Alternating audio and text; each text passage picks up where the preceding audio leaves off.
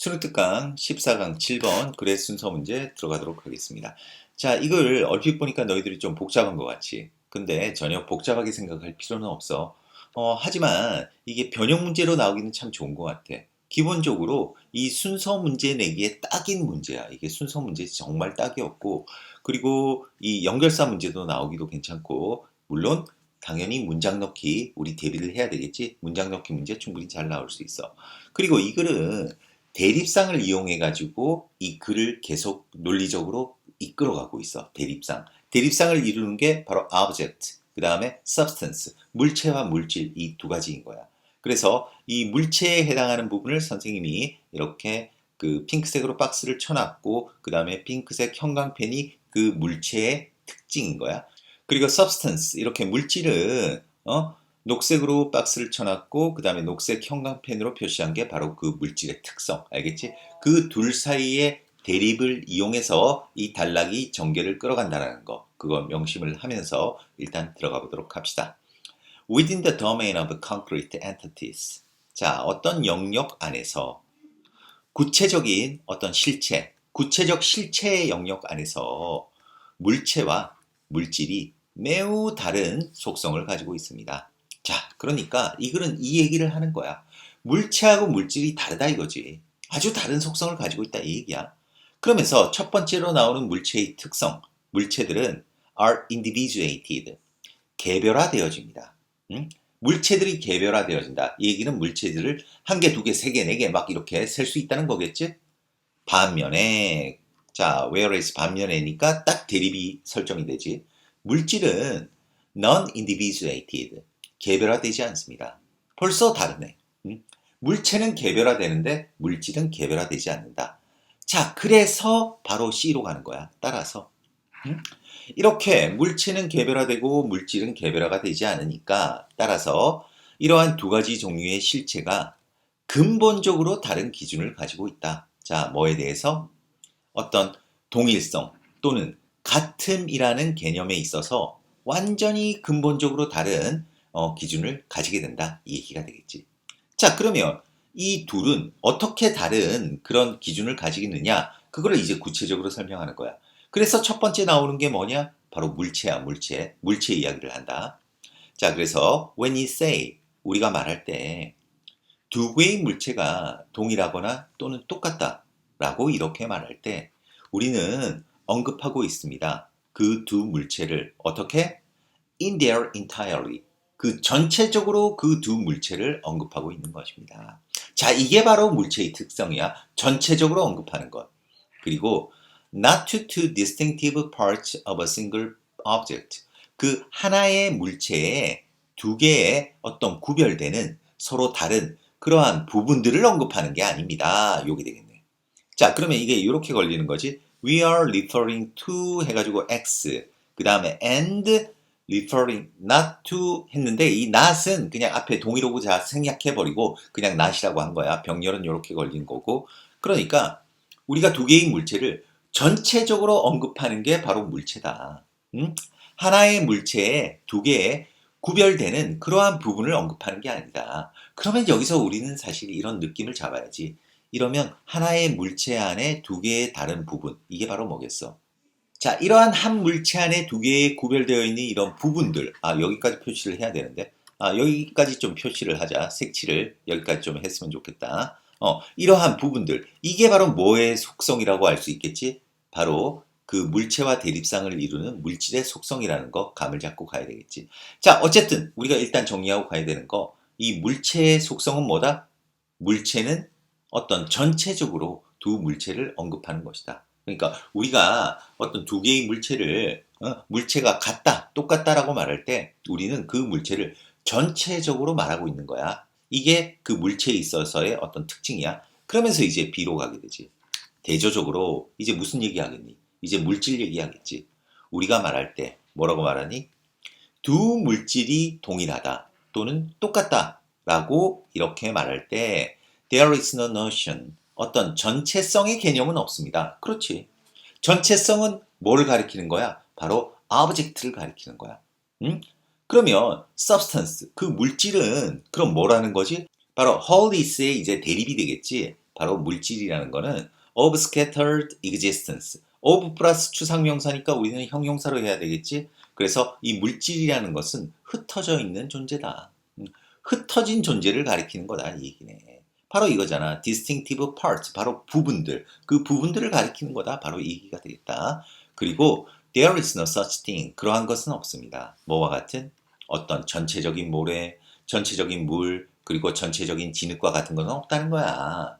그러니까 사실 지금 여기서 언급하고 있는 이 sand, 그 다음에 water, clay, 이거는 이제 물질이라는 거지. 그런데 이런 물질을 갖다가 전체적인 모래, 전체적인 물, 그 다음에 전체적인 진흙 이렇게 안 한다는 거지. 왜? 전체는 뭐에 속하는 속성이니까? 바로 object에 속한 속성이니까. 그지? 그래서 모래의 이 부분이 동일하다. 뭐와? 모래의 저 부분과 동일하다. 이렇게 말한다는 거지. 왜? 부분, 흩어진 이러한 존재. 이게 바로 substance의 특징인 거야. 물질의 특징. 자, 뭐 하는 한? 이 두 부분들이 그 똑같은 물리적인 구성 요소로 구성되어 있는 한, 이 모래의 이 부분이 바로 모래의 저 부분과 동일하다. 이렇게 얘기한다는 거야. 벌써 이 두 가지의 실체는 아까 얘기했잖아. 어떤 동일성과 같음이라는 개념에 있어서 완전히 다른 기준을 적용하잖아. 그러니까 물체는 뭐 어떤 기준을 적용했지? 전체성이라는 기준을. 그러면 substance는 뭐라는 기준을 적용했지?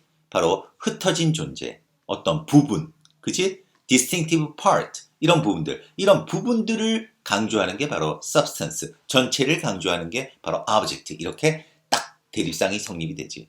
자, 그래서 지금 어떤 얘기를 해서 첫 번째 물체 얘기하고 두 번째 이제 물질 얘기했잖아. 그래서 이제 이 정리가 들어가는 거야. 바로 이러한 차이가 뭐에 있어서 어떤 동일성 또는 같음에 있어서의 차이, 이 물체와 물질 사이에 이러한 차이가 이끕니다. 자, 뭐로 이끌겠니? 근본적으로 다른 어떤 확장된 원리로 이끕니다. 자, 그런데 이 원리는 뭐를 위한 원리냐? 바로 determining, 결정하기 위한 원리라는 거야. 어떤 범주의 membership, category membership 하면 이게 범주의 뭐 회원. 그러니까 여기서는 뭐라고 해야 되겠어, membership을. 뭐 자격 정도로 해주는 게 차라리 낫겠다. 그러니까 어떤 범주 자격을 결정하기 위한 뭐에 걸쳐 있는. 자, 그러니까 두 개의 존재론적인 어떤 종류에 걸쳐서 어떤 범주 자격을 결정하기 위한 어떤 근본적으로 다른 어떤 확장된 원리로 이끌게 된다. 이렇게 마무리가 된다고 하겠다. 자, 이 마지막 말이 조금 어려운 것 같은데 정리를 좀 하도록 할게. 이 마지막 말만. 자, 그래서 이 마지막 A 부분만 조금 정리를 하면 이 얘기야. 이 지금 우리가 지금까지 얘기한 게 뭐였지? object하고 substance하고 다르다는 거잖아. 지금 object는 어떤 전체성, 그 다음에 substance는 어떤 부분성, 어떤 흩어진 어떤 존재, 또 어떤 일부 이런 특성이 있었잖아. 이런 것들이 결국 뭘 만들어냈느냐? 근본적으로 완전히 다른 어떤 확장된 그런 원리를 만들어냈다는 거야. 근데 이러한 원리가 뭐를 위해 사용되냐 하면 바로 범주 자격을 결정하기 위해 사용된다는 거지. 두 개의 어떤 존재론적인 종류에 걸쳐서 이 어떤 범주 자격, 그러니까 쉽게 얘기해서 어떤 뭐 물질이든지 물체인지 어떤 것들을 봤을 때 이게 물질이냐 아니면 뭐 그 다음에 이제 뭐 물체냐 이거를 결정하는 데 있어서 바로 이 원리가 적용된다는 거야. 이 확장된 원리가 바로 뭐였지? 물체는 바로 그거잖아. 물체는 어떤 전체성, 그 다음에 물질은 그 다음에 흩어져 있는 어떤 존재, 그리고 어떤 부분들, 그리고 두 개의 독특한 어떤 부분들, 이런 부분. 자, 이런 그 원리를 이용해서 어떤 것들이 물체이고 어떤 것들이 물질인지를 결정하게 된다. 그런 식으로 마무리가 된다고 하겠다. 자, 그래서 나름대로 이게 굉장히 대립상을 이용해서 아주 재미있게 구성된 그런 단락이라고 하겠고, 전체적인 이 맥락은 이렇다. 한번 정리를 하면 먼저 처음부터 딱 던지고 있어. 벌써 대립상을 딱 줬지. 물체하고 물질이 다르다. 다른 속성을 가지고 있다. 이렇게 딱 먼저 전제를 가지고 시작을 했어. 그러면서 이제 물질, 계속 이제 대립상을 이룬다. 물체는 바로 개별화되어 있고, 물질은 non-individuated, 개별화되어 있지 않다. 벌써 이렇게 딱 던지면서 그러다 보니까 이것들이 근본적으로 다른 기준이 있다. 서로 같음이라는 개념에 있어서는 서로 근본적으로 다르다. 그래서 이제 첫 번째 하는 얘기가 바로 물체 얘기를 했지. 그래서 물체는 이 어떤 같음을 판단하는 데 있어서 전체적인 관점에서 이제 판단을 하고, 그 다음에 substance, 물질은 어떤 같음을 판단하는 데 있어서 부분에 있어서 이제 판단을 하게 된다는 거야. 그래서 이러한 차이로 인해 가지고 이러한 둘의 차이가 어떤 확장된 서로 다른 어떤 원리를 만들어냈는데, 이런 원리들을 이용해서 이제 어떤 것들을 판단할 때 이게 이제 물체인지 물질인지 이렇게 판단하게 된다. 이런 식의 단락 구조로 되어 있다는 거 너희가 정리하면 될 것 같습니다. 자, 그래서 변형 문제로 실제적으로 문장 넣기 굉장히 추천하고, 당연히 뭐 연결사 문제는 in contrast, thus는 뭐 말할 것도 없고, 그리고 대립상을 이용해서 있는 부분들이 있지. 이런 부분들이 이제 다르게 낼 수 있는 거야. 예를 들어서 뭐 individuate들을 뭐 none을 뺀다든지, 아니면 여기서 이제 전체성을 갖다가 아니면 개별화로 이렇게 바꿔버린다든지 뭐 이런 식으로. 그러니까 예를 들어서 이런 부분이지. 그 두 개의 물체를 우리는 언급하게 된다. 전체적으로 하는데 이걸 갖다가 respectively 뭐 제각각 이렇게 해버렸을 때는 이게 또 틀리게 된 거 아니겠니?